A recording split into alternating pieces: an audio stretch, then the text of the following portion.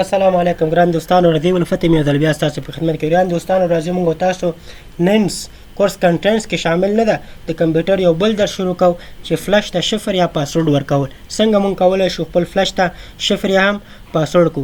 کله دوستان ډیر ګیلې کوي چې فرض کوم فلش لرو او فلش هم جوړ کړی، ځینې خلک سره 14 جی بي فلش وي، ځینې سره 2 جی بي فلش وي، حتی داسې ملګري هم شته چې مطلب 2 ټي بي 2000 جی بي فلشونه هم لري.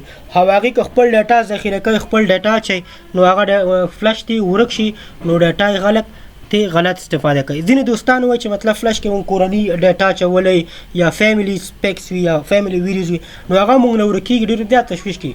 نو اوس دوستانو دغه لیکچر په لیدلو سره ستاسو به دا تشویش ختمیږي.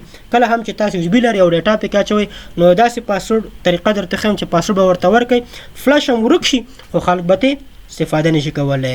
نو تر څو هغه فلش چې کړي یوزلیس نه کړي. نو راځو وایو چې کوم هاو ټو کریټ پاسورډ فار یو جی بي. دوستانو نن تیوري د زبل موږ تاسو ان شاء الله ویډیو هم جوړو او ویډیو به هم شیر کوم تاسو سره. خو راځئ نن دا تیوري لولو چې خپل دا کنسپټ کلیر کړو چې مطلب څنګه کولی شو فلش ته ډاټا ورکړو. په فلش کې مهم معلومات لري او نه غواړئ چې ورکېدو په صورت کې د بل چا لاس ته ورشي نو فلش ته مو شفر یا پاسورډ ورکړئ. ساده خبره، فلش کې مهم ډاټا دي نو چې ورک شو خو هغه د منځه لاړو، شفر ورته ورکړه، پاسورډ ورکړه، نو فلش به خلک پیدا کوي خو استفاده به ترې نشي کولی. ډېر اسانه کار دی. راځئ لاندې لارښوونې ګورو چې موږ څنګه کولی شو فلش ته پاسورډ ورکړو. په لومړی قدم کې دوستانو فلش مو کمپیوټر سره وصل کړئ، یعنی یو جی بي چې کوم ده هغه هم تاسو د کمپیوټر سره وصل کړئ. دویم باید موږ څه وکړو، کله هم چې موږ فلش د کمپیوټر سره وصل کړو نو سټارټ منو ته به راځو.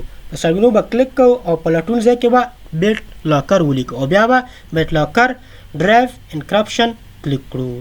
مطلب کله هم چې موږ سټارټ منو ته راغلو، سټارټ منو کې رن ته راځو، سرچ کې موږ لیکو بیلټ لاکر. کله هم چې بیلټ لاکر خلاص شو ډرایو انکرپشن باندې چیک کوو، کلیک کوو.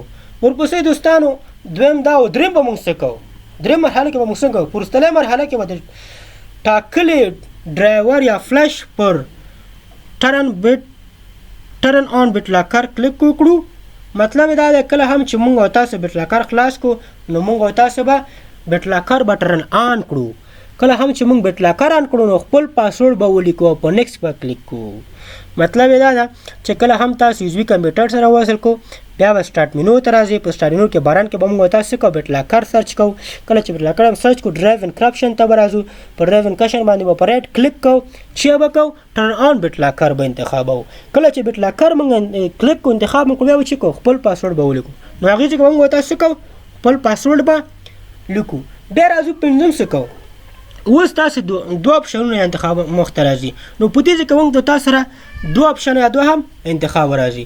یو به ریکور کی سره کولی شو پاسورډ د یو فایل په ډول ثبت کړو څو د هر په وخت کې ورڅخه استفاده کړو، او دویم اپشن د همدې پاسورډ فایل درته چاپوي.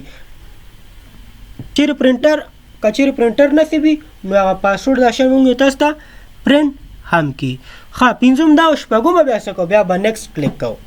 اوم خپل مخکینی پاسورډ د تایید لپاره بیا ولیکئ. مطلب دا کله هم چې تاسو یو ځل پاسورډ ورکړو نو مخکې راغلی اومه مرحله کې به تاسو ته دا پاسورډ بیا د اپشن درکړي چې بیا دا پاسورډ دلته تایید کړئ. سټارټ انکرپټینګ په دې سټارټ انکرپټینګ باندې به کلیک وکړئ.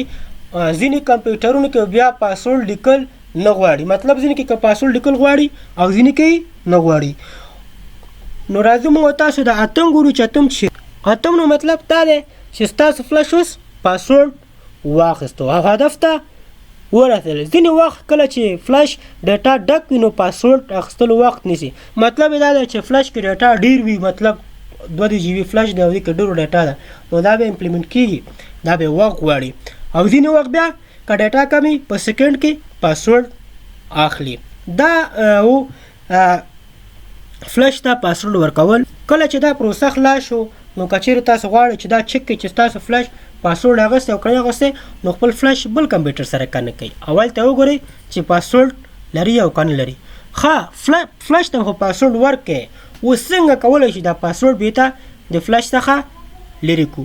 خو فلش خپل عادي حالت لري. له فلش څخه د پاسورډ لرې کول یعنی بیرته څنګه کولی شو فلش څخه پاسورډ ولیکو. اول فلش به د کمپیوټر سره وصل کړئ، پخوا په شان فلش به خپل کمپیوټر سره وصل کړئ.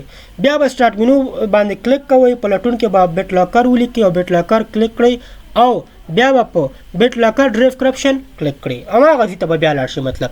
او درې مول به ټرن آف بیټ لاکر کلیک کړو او وروسته به ډرایو باندې کلیک کړو تر څو اخري کې کلیک کړو تر څو موږ فلش بالکل له پاسورډ څخه خلاص او مخکې په ډول یوسو. مطلب دا په درېیمه طریقه کې به تاسو څه کوئ چې مطلب را به شه بیټ لاکر به آف کړئ. چې کله بیټ لاکر آف شو نو ستاسو کمپیوټر چیا شو، فلش هم چیا شو، پاسورډ ختم شو. یادونه دوستانو کله هم چې تاسو دا فلش ته پاسورډ ورکوئ نو اول په یو خالی فلش باندې دا ټرای وکړئ. کېدای شي تاسو نه څه مشکل پیدا شي، غلط شي او خپل ټول ډاټا د منځه ویسي.